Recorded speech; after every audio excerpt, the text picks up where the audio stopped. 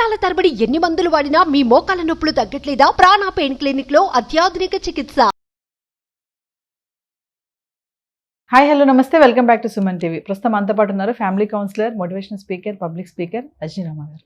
నమస్తే మ్యామ్. నమస్తే Naveena. Ma'am, wife and husband రిలేషన్లో అసలు పెద్ద మిస్టేక్ అంటే కమ్యూనికేషన్ పరంగా చూసుకున్నా, కోఆర్డినేషన్ పరంగా చూసుకున్నా చేసేటటువంటి పెద్ద మిస్టేక్ ఒకటి ఉంది అంటే ఏం చెప్తారు మేడం మీరు? మీరే అన్నారు కదా కోఆర్డినేషన్, అది లేకపోవడం వల్లనే అది ఉండదు సాధారణంగా. ఇప్పుడు ఏంటంటే సినిమాల్లో ఎన్నో చూపిస్తున్నారు, రిలీజ్ అయిన ప్రతి సినిమా చూడాలి. కొంతమంది, అందరూ కాదు, కొన్ని సినిమాలైనా చూస్తుంటారుగా, ప్రతిదీ చూడకపోయినా. మరి అందులో ఎన్నో మంచి చూపిస్తారు, కొన్ని సమాజానికి చెడు చేసేవి ఉన్నా కంక్లూజన్ అనేది మంచిగా చూపిస్తారు. కానీ మంచిని తీసుకోరు, చెడే తీసుకుంటారు. ఆ సినిమాలో చూపించారు కదా అంటారు, కానీ కంక్లూజన్ ఏమి ఇచ్చారనేది చూడరు. చూసినా దాన్ని మైండ్లోంచి తీసేస్తారు, దాన్ని పాటించరు. కాబట్టి ఇప్పుడు భార్యాభర్తల రిలేషన్స్ కూడా ఆ రోజుల్లో కానీ ఈ రోజుల్లో కానీ చూపించినప్పుడు మంచిగానే చూపిస్తారు, కంక్లూజన్ అయితే మంచిగానే ఇస్తారు. దానివల్ల ఎటువంటి ప్రభావం జరుగుతుందో ఖచ్చితంగా చూపించి మోరల్ అనేది ఇస్తారు. అయితే అది నేర్చుకోరు ఈ భార్యాభర్తలు. ముందు చూపిస్తారు కదా, తల్లిదండ్రులు ఉండకుండా వీళ్ళిద్దరే పెద్ద మహల్లో ఉండి వీళ్ళు ఒక డ్యూయట్ వేసుకోవాలంటే వెనకాల ఒక బృందావన్ గార్డెను, మరి ఇంకోటి బర్త్డే పార్టీ చేసుకోవాలంటే పెద్ద హాల్ వచ్చి ఒక పెద్ద తాజ్మహల్ హోటల్ అయిపోతుంది. ఇలాంటివి చూపిస్తారు కదా, వాళ్ళు కోరికలు ఇంకా గుర్రాలు అయిపోయి ఆ ఆలోచనలు అటే సాగుతాయి వాళ్ళకి. దాంతో అక్కడ ఒక అసంతృప్తి, ఇంకా ఇద్దరి మధ్యన కూడా కోఆర్డినేషన్, ఒకళ్ళనొకళ్ళు అర్థం చేసుకోలేకపోవడం. ఇది ప్రతిసారి చాలా చోట్ల చెప్పుకున్నాం మనం. మెయిన్ తప్పులు ఏం చేస్తారంటే, ఫస్ట్ ఆఫ్ ఆల్ అందరూ కాదండి, నేను 50% 40% బాగున్నారు, మిగతా వాళ్ళ గురించి చెప్తాను. సమాజం ఇంకా చెడిపోలేదు, పూర్తిగా చెడిపోలేదు. కొంత అలా పాటించి మంచితనంగా ఉండేవాళ్ళు ఉండబట్టే సమాజం ఇంకా బాగుంది. కానీ ఎంతమంది అయితే ఎక్కువ శాతం చెడిపోయిన వాళ్ళు ఉన్నారో వాళ్ళ వల్ల సమాజం మీద ప్రభావం పడింది. ఈ చెడుగా బిహేవ్ చేసేవాళ్ళు, చెడు అలవాట్లలో ఉన్నవాళ్ళు, కానీ ఏదైనా సరే చెడు అనేది ఆ వైపు ఉన్న వాళ్ళు చేసే తప్పుని నేను చెప్తున్నాను. అది ఫస్ట్ మగవాళ్ళని తీసుకుందాం. వీళ్ళు ఏం చేస్తారంటే, ఫస్ట్ భార్యని మనము ఇంపార్టెన్స్ ఇవ్వకూడదు. భార్యని ఇంపార్టెన్స్ ఇవ్వకూడదు, భార్యకి ప్రతిదీ చెప్పకూడదు భార్యకి. అదే, ప్రతిదీ చెప్పకూడదు, ఆమె ఏదైనా చెప్తే వినకూడదు. భార్య చెప్తే అసలు వినకూడదు. పెళ్లి టైంలో తనకన్నా ఎక్కువ చదువుకున్న అమ్మాయిని యాక్సెప్ట్ చేసి పెళ్లి చేసుకోవడానికి అయితే సిద్ధపడతాడు. మరి ఏ కారణంతో పెళ్లి చేసుకున్నాడు అనేది అతనికే అర్థం అవ్వాలి. ఒకవేళ అమ్మాయి మంచి ఉద్యోగం చేస్తే మంచి శాలరీ వస్తుంది, నా శాలరీకి తన శాలరీ తోడైతే ఇల్లు బాగా గడుస్తుంది అన్న ఆలోచనతో చేసుకుంటాడా? అయితే మాత్రమే ఉంది, తను బాగా చదువుకుంటే నష్టమే ఉంది, మా పిల్లలకి మంచి చదువు చెప్తుంది కదా, చదువు మా ఇద్దరి మధ్యన సమస్య తేదు అనుకొని చేసుకుని ఉండొచ్చు. కారణం ఏదైనా సరే ఎక్కువ చదువుకున్న అమ్మాయిని చేసుకుంటాడు. తర్వాత ఏమవుతుందంటే, తను అనుకున్న పర్పస్ సర్వ్ అయినా అవ్వకపోయినా ఒకటైతే చేస్తాడు. ఒకవేళ ఆమె ఎక్కువ చదువుకుంది, తెలివిగలదు కూడా అయి ఉండొచ్చు ఇతనికన్నా, ఆమె ఏదైనా సలహా ఇవ్వచ్చు, అస్సలు వినడు. మంచిదైనా వినడు, కనీసం బాగుంది అని అనడు, సరే చేసి చూద్దాం అని కూడా అనడు. ఏం చేస్తాడంటే, బాగలేదు, నేను చెప్పింది బాగలేదు, నీకేం తెలుసు, నువ్వు పెద్ద చెప్పొచ్చావు, నాకు నోరు మూసుకొని ఉండరాదా, ఇంకా కొంచెం ఎదవలైతే ఇంకొంచెం గట్టిగా తిడతారు. అలా అంటే ఏమవుతుందంటే, ఆ అమ్మాయికి కొంచెం డౌన్ అయిపోతుంది, తన ఉత్సాహం నీళ్లు చల్లినట్టు చల్లారిపోతుంది. ఎందుకంటే తనకి తెలుసు కాబట్టి, ఆ విషయం మీద పరిజ్ఞానం ఉంది కాబట్టి, ఆ సలహా ఇవ్వగలిగే కెపాసిటీ ఉంది కాబట్టి, నేను ఇస్తే ఆ సమస్య బయటపడవచ్చు అనుకుని గబగబా ఇవ్వబోతుంది. ఎప్పుడైతే ఇలా అన్నాడో తల మీద కొట్టినట్టుగా డౌన్ అయిపోతుంది. అప్పుడు ఏమవుతుంది, ఆమెకు బాధ అనిపిస్తుంది, ఇతనికేమో ఈగో బ్రహ్మాండంగా సాటిస్ఫై అవుతుంది. ఇంకొకళ్ళు ఉంటారు తెలుసా, ఇలా అన్నవాళ్ళు కొంతమంది ఇంప్లిమెంట్ చేయరు, కొంతమంది ఏం చేస్తారు తెలుసా, ఖచ్చితంగా అక్కడికి వెళ్ళి పాటిస్తారు, సక్సెస్ అవుతారు, మంచి రిజల్ట్ వస్తుంది, కానీ ఇంటికి వచ్చి చెప్పడం, నువ్వు చెప్పిన సలహా బాగుంది, నేను ఒకవేళ ఇంటి దగ్గర అమ్మాయి ముందు నేను పాటిస్తాను, నీ సలహా బాగుందని అనకపోయినా కూడా అది సక్సెస్ అయిన తర్వాత ఇంటికి వచ్చి చెప్పొచ్చు కదా, నువ్వు ఇచ్చిన సలహా ఉపయోగపడింది, మంచి రిజల్ట్ వచ్చింది, బాగుంది, థ్యాంక్స్. కొన్ని థ్యాంక్స్ చెప్పొద్దు, అక్కడ వరకు అన్న చెప్పొచ్చు కదా. చెప్పడం.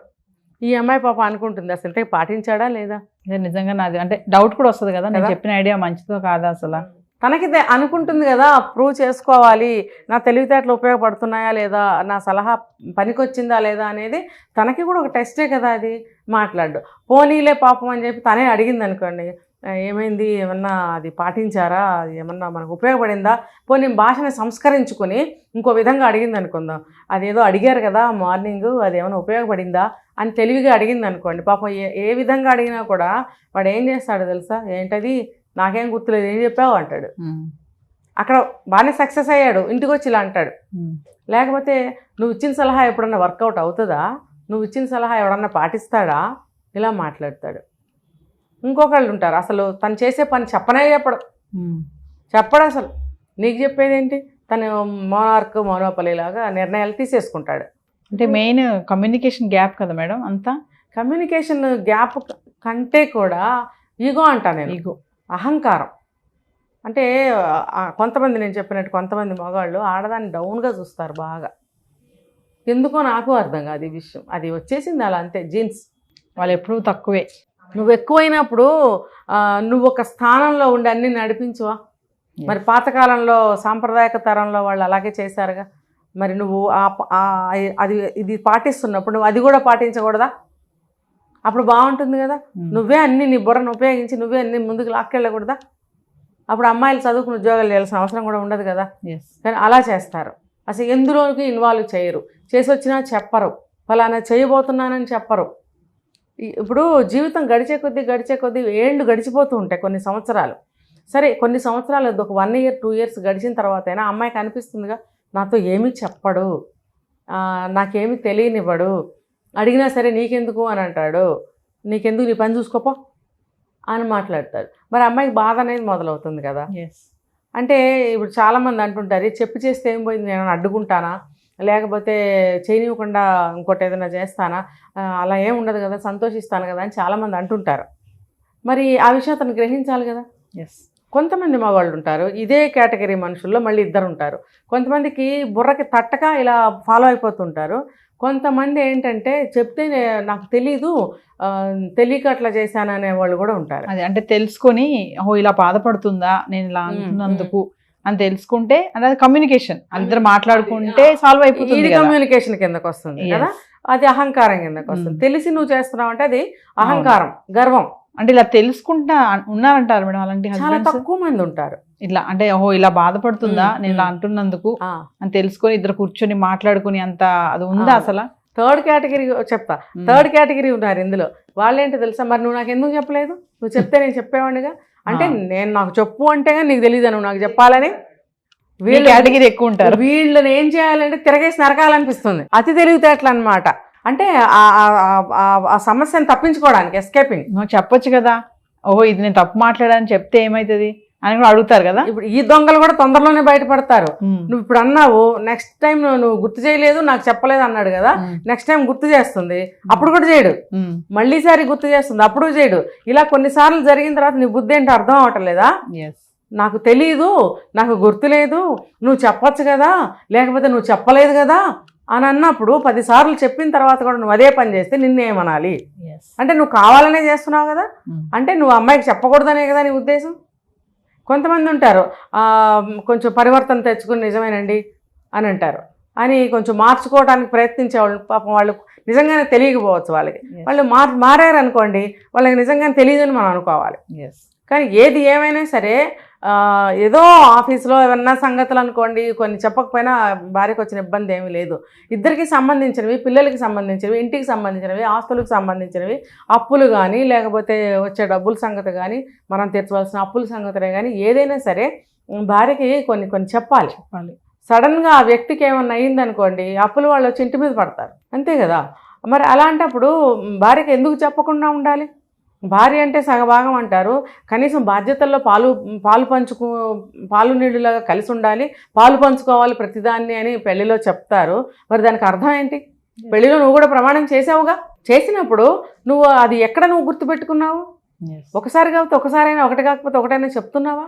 అంటే చేసే పెద్ద మిస్టేక్ ఏంటంటే వైఫ్ అండ్ హస్బెండ్ కూడా ఈ కోఆర్డినేషన్ సరిగ్గా లేకపోవడం వల్ల ఇష్టపడరండి. కోఆర్డినేషన్ సరిగ్గా లేకుండా అనేది కొంత శాతం వరకే, అసలు ఇష్టపడరు, దాన్ని అక్కడే ఉంచాలి. అదే ఎంబీబీఎస్ ఎండి డాక్టర్ అయినా సరే ఆ డాక్టర్ని అక్కడే పెట్టాలి. కోఆర్డినేట్ అవ్వడానికి కూడా ఇష్టపడరు. ఆహా, నువ్వు డాక్టర్ అయితే ఏంటి, యాక్టర్ అయితే ఏంటి, నువ్వు ఆడదానివి కదా, నువ్వు నాకు పెళ్ళానివి కదా అంటాడు. మరి ఆ ఎక్కువేంటో ఈ తక్కువేంటో సందర్భానుసారంగా ఇద్దరు కూడా ప్రవర్తించుకుంటూ ముందుకెళ్ళాలి. చెప్తే పోయిందేముంది, సంతోషపడుతుంది కదా. కొంతమంది భార్యలు చెప్తారు, నేను చేయగలిగింది ఏమీ లేకపోయినా, నేను అడ్డుకోకపోయినా చెప్తే నాకు కొంచెం సంతోషంగా ఒక సాటిస్ఫాక్షన్, భర్త నాకు చెప్పాడు అనేటువంటి ఒక గర్వకారణం నాకు ఉంటుంది కదా. నిజంగా నేను చేయలేకపోయినా నాతో చెప్పాడు అన్న ఒక ఫీలింగ్ ఉంటుంది చూసారా, అది కూడా చాలా బాగుంటుంది, చాలా సాటిస్ఫాక్షన్గా ఉంటుంది. కొంతమంది అసలు బయటకు వెళ్తుంటే, ఆఫీస్కి వెళ్తుంటే చెప్పరు, లేదు చెప్పరు, వచ్చేది చెప్పరు, సైలెంట్గా తిరుగుతుంటారు.